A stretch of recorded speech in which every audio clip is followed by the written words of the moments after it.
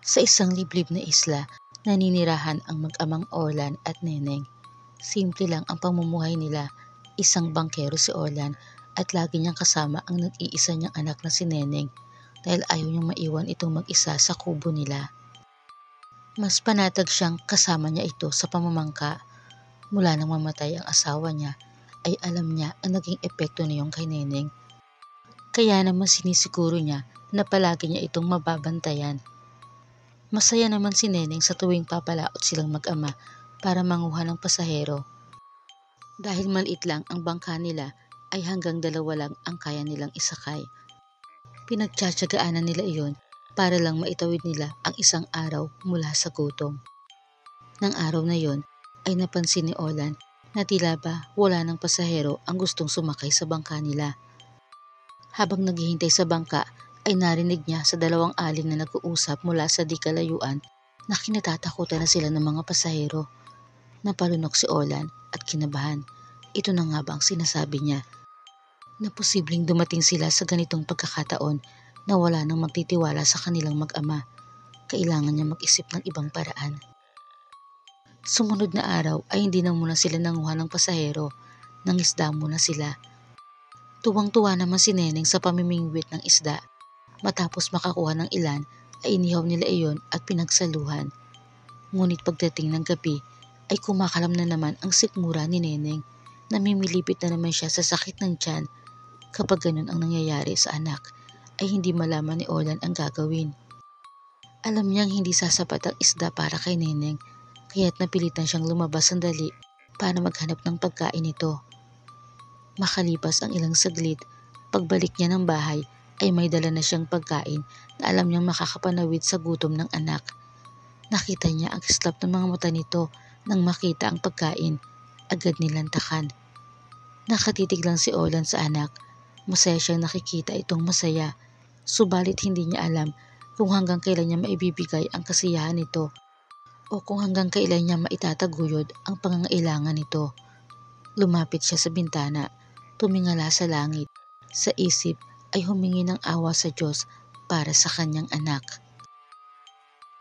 Muli ay namangka ang mag-ama para mag-abang ng pasahero. Isang babaeng pasahero na dayo lang ang nagpahatid sa kanila sa isang isla, ang sosyalerang si Vivian. Ngunit sa halip na dalhin sa tamang destinasyon nito, ay inihatid nila si Vivian sa isang tagong lugar. Nagtaka ang babae at binalot ng takot. Tumingin si Orlan sa kanyang anak at binigyan ito ng go signal na maari na nitong gawin ang gusto. Ngumiti si Neneng. Sa isang iglap ay inatake at sinakmal nito si Vivian. Sa liblib na bahagang iyon ng isang tagong isla ay tanging ang mga insekto at mga ibon lang ang nakarinig sa malakas na pagsigaw ng sosyalerang babae. Matapos mabusog ay sumakay na ulit ng bangka si Neneng. Pinahid ni Orlan ang dugo sa bibig nito at umalis na sila sa lugar para umuwi. Habang namamangka pa uwi ay muling nagbalik sa isip ni Orlan ang mga pangyayari. Nakapag-asawa siya ng isang babaeng aswang. Huli na nang malaman niya ito, dinadala na nito sa sinapupunan ang kanilang anak. Tunay niyang mahal ang babaeng aswang kaya tinanggap niya at niyakap ang pagiging aswang nito kahit pa napakabigat sa dibdib niya ang ginagawa nitong pambibiktima. Tiniis niya yun sa loob ng maraming taon hanggang isang gabi nga habang nasa labas ito para maghanap ng mabibiktima, si Orlan ay nakaluhod at taimtim na nananalangin nang biglang bumalandra sa pintuan nila ang asawa niya. May nakatusok na sibat sa katawan. Nangalog ang mga tuhod ni Orlan sa nakita. Tinakpan agad niya ang mga mata ng anak nilang si Neneng na noon ay 5 taong gulang pa lang. Mula nang mangyari yon, si Neneng ay hindi na naging palakibo. Ang tanging nakakapagbigay ng ngiti sa mga labi niya ay ang pagkain na akma sa kanyang sikmura. Ilang beses mang tinuruan ni Orlan ang anak na kumain ng pagkain ng pangkaraniwang tao ay hindi iyon nagiging sapat kay Neneng. Palagi siyang namimilipit sa sakit at nangihina, lalo na ngayong lumalaki na siya. Kaya naman ang pag-aalala ni Orlan noon sa kanyang asawa ang siya rin niyang nararamdaman ngayon para sa kanyang anak. Sa muli nilang pamamangka, isang lalaking pasahero ang nakuha nila. Tulad ng lagi nilang ginagawa ay dinala nila ito sa liblib para maging pagkain ni Neneng. Ngunit pagdating doon, nagulat sila nang ilabas ng lalaki ang isang mahabang latigo. Gayon na lang ang pagkabigla nilang mag-ama nang hagupitin nito ng latigo si Neneng. Isa palang albularyo ang lalaki, ang albularyong si Enrico Mena na matagal nang nag-oobserba sa kanilang mag-ama. Bilang isang ama, hindi hinayaan ni Orlan na tuluyang mapahamak ang anak. Bago pa magawa ni Enrico ang kanyang orasyon laban kay Neneng, ay nilabas na rin ni Orlan ang itak niya at hinarap ang albularyo.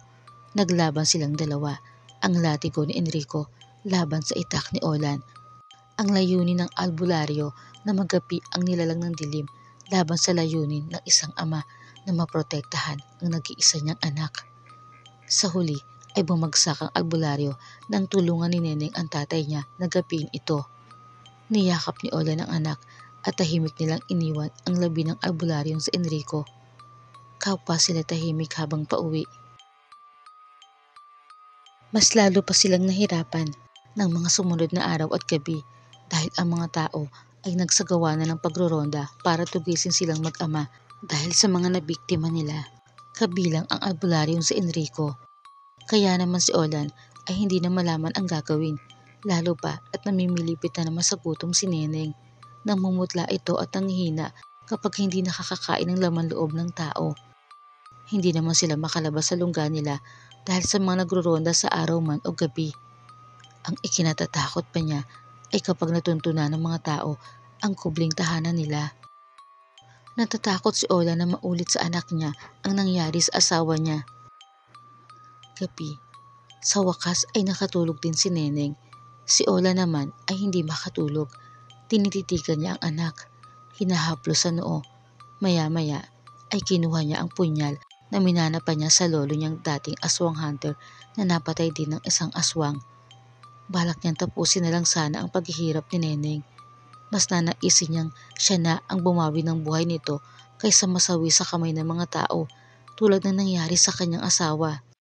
Itinaas na niya ang punyal para itarak sa dibdib ng kaisa-isang anak. Ngunit napaiyak na lang siya dahil hindi niya makayang gawin.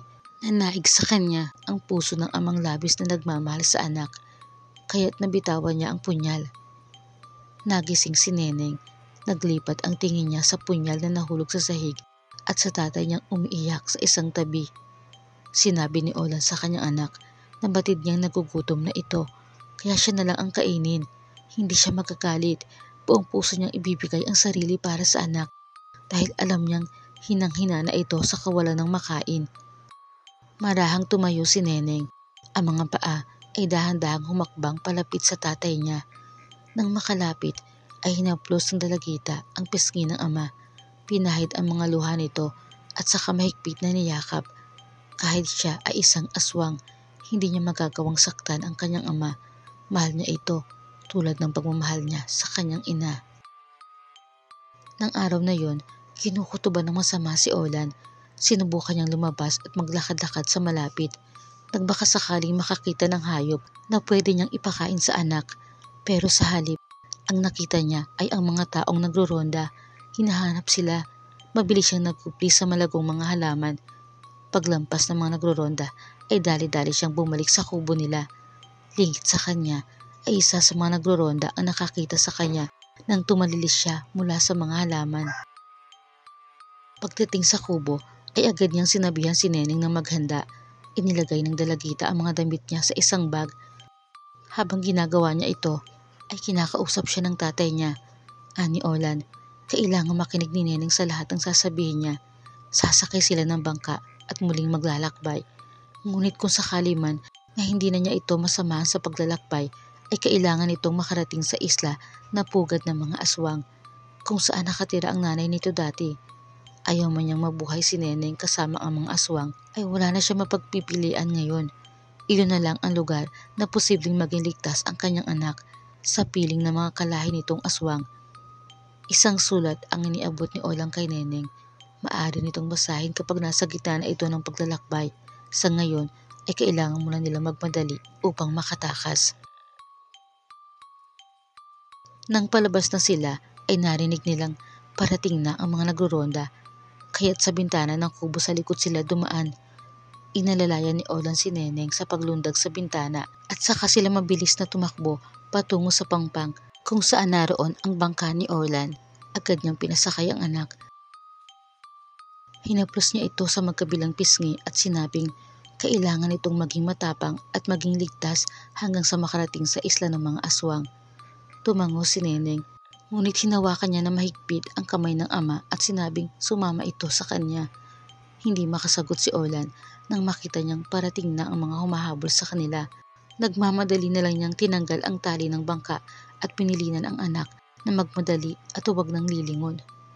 Sinabi ni Neneng na tutulungan na lang niya ang tatay niya, lalaban sila, pero tumanggi si Orlan at sinabing masyadong marami ang kalaban. Hindi niya kayang ipakipagsapalaran ang buhay ng anak sa labang iyon, kaya't haharapin na lang niya ng mag-isa. Walang nagawa si Neneng kundi sundin ang tatay niya. Habang umaandar na ang bangka palayo sa islang iyon, dinig pa ni Neneng ang sigawan ng mga nangguronda at ang sigaw din ng kanyang tatay Orlan habang nakikipaglaban ito. Ngunit tulad ng bili ng tatay niya ay hindi na nga siya lumingon. Ayaw niyang makita ang pagsasakripisyo ng ama para sa kaligtasan niya. Iyon ang gustong mangyari ng tatay niya. Nanatili siyang nakatitig sa kawalan habang sige ang patak ng mga luha sa mga mata. Nang tuluyang makalayo ay sa kanya binasa ang papel na iniabot ng tatay niya kanina. Ito ang nakalagay sa sulat ni Orlan para sa anak. Neneng, anak, saan ka man dalhin ng iyong tadhana, lagi mong tatandaan na mahal ka ng tatay. Mabuhay ka ng masaya, masigla at may tapang na harapin ang anumang ibato sa iyo ng kapalaran. Maging matatag ka para sa iyong sarili, anak, at manalig ka sana sa Diyos. Siya ang mag-aahon sa iyo sa dilim. Matagal nang ginawa ni Orlan ang sulat na iyon dahil sa pangamba niyang dumating ang araw na kailangan niya itong iwan. Hindi pa nakakarating si Neneng sa dapat niyang puntahan. Naligaw siya sa gitna ng dagat. Gayunpaman, nanatili siyang kalmado at matatag tulad ng nais ng kanyang ama. Hanggang sa matagpuan siya ng bangkerong si Ray. Naamoy nito ang pagiging aswang niya dahil isa rin itong aswang. Si Reyna ang nagsama sa kanya patungo sa isla ng kanilang lahi.